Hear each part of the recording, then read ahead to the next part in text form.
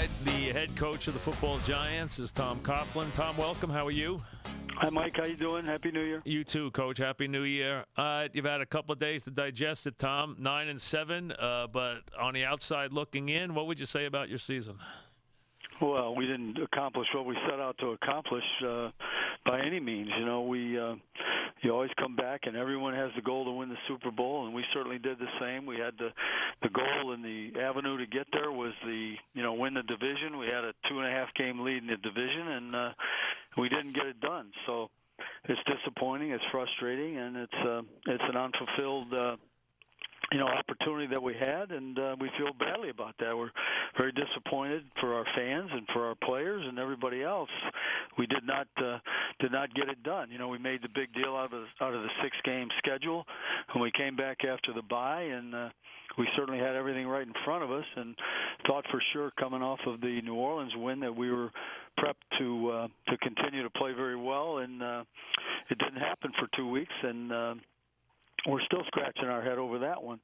But the inconsistency throughout the year, really, when you study it, Mike, kind of raises up and grabs you by the tail. We had probably some of the most productive offensive games that we've ever had in terms of points scored, but then we turned around and had 6 games where we had 17 points or less. So, that's not going to get it done. Everybody's goal sheet says hold the opponent to 17, so you're not going to win any games with 17 or less points. So that was very, very disappointing. But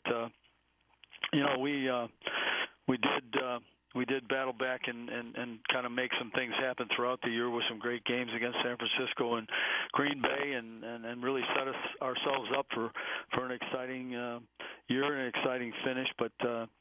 But it did not happen for us.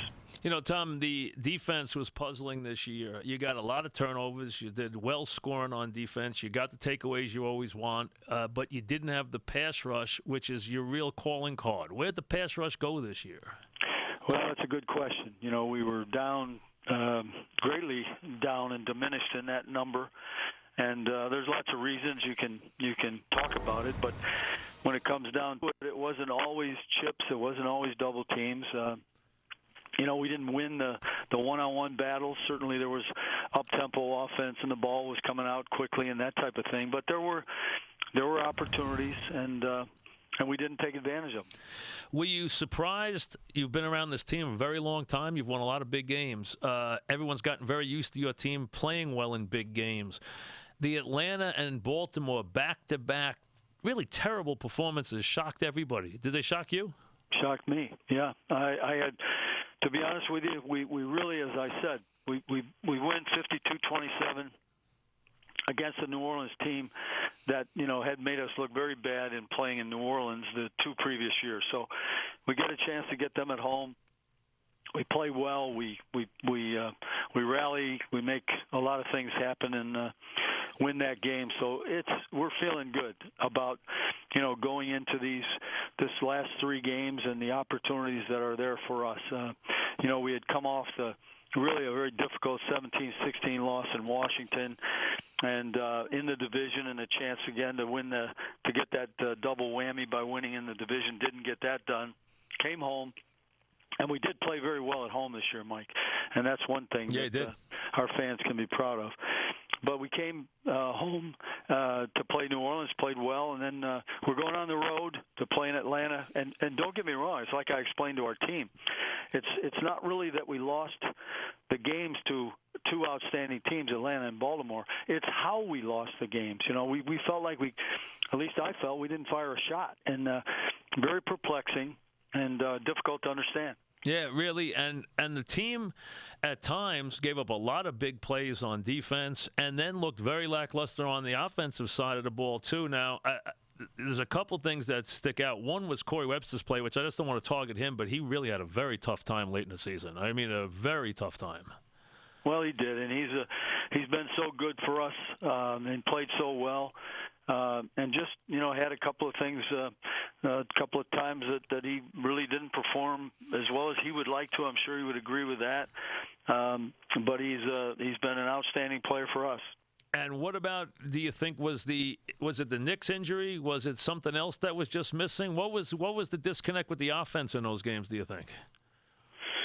Well, I think it's a cumulative. There's a lot of things, but certainly between all the great things that had happened the year before with Eli being able to rely on Hakeem and Hakeem doing so many outstanding things, and then quite frankly this year really having a lot of trouble getting that other gear, just getting to that other gear and being very frustrated by that. But the great competitor that he is, trying to be in there every week and trying to help his team, but, just kind of strapped a little bit along those lines. And that was just one part of it.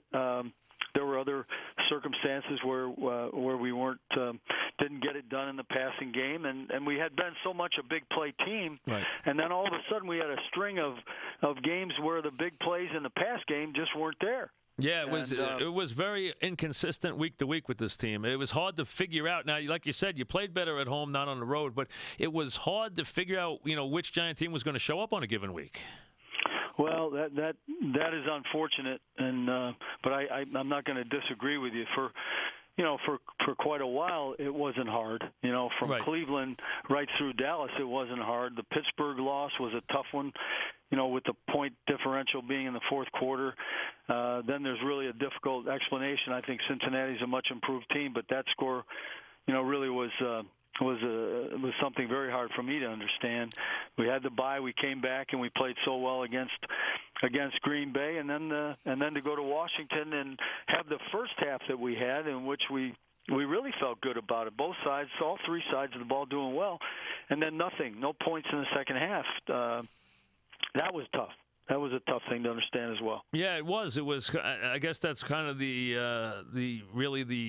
nature of this season. I mean, I think the league is very inconsistent now compared to past years. I think the thing that we see now is we see teams' performances vary greatly week to week, which we didn't used to see in this league. I don't know why that is, but it seems like a lot of games there's one team playing well, the other team not playing at all, and we get a lot more of those games than we had in the past. Yeah, and I really wish I could tell you what the answer to that is. I think you mentioned one thing about the parity in the league, but that's not the only explanation, Mike. There's got to be other explanations, and we all know what the season's a marathon, and we all know about that. But when you have things in your grasp, and our team has developed a reputation for playing well under those circumstances. Yes, it does. And I think that's what's so frustrating for you and for everyone else who follows our team so closely, is that, okay, they got the thing set.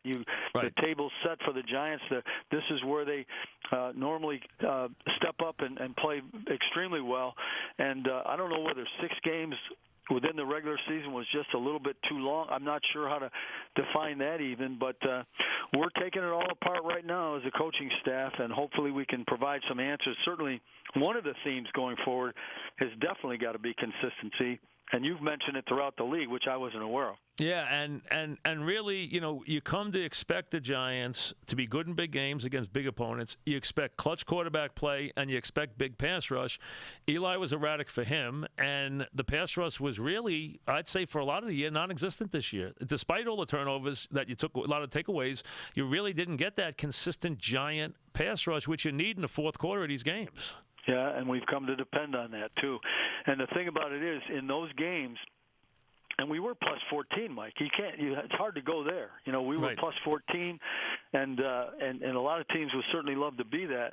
But it became one of those things where if you looked real close, our 5 biggest wins were also huge contributions of takeaways, which ended up with our field position being better than it's ever been. And even against New Orleans, we took the ball on average at a plus 49. Well, Wilson gave you that this year. You had struggled to have good field position, especially in your kick return game, and now that's become a big positive for you with Wilson. He's given you a big advantage in that regard. Well, he has, but in the turnovers gave us tremendous regard as well, because when you take a guy like Stevie Brown, when he intercepts the ball, he becomes a runner. Yeah, he sure does. And he puts the ball deep in the opponent's territory. And what a difference that is, How about the other day? We start out with the onside kick. Everybody knows there's a surprise coming. Right. It's what do they got to lose? And Justin Tryon, instead of just grabbing the ball, tries to advance the ball. They get it back. Then Stevie Brown makes the interception and runs it way back. Turns the game around. Their territory, and it turns it all around. Completely.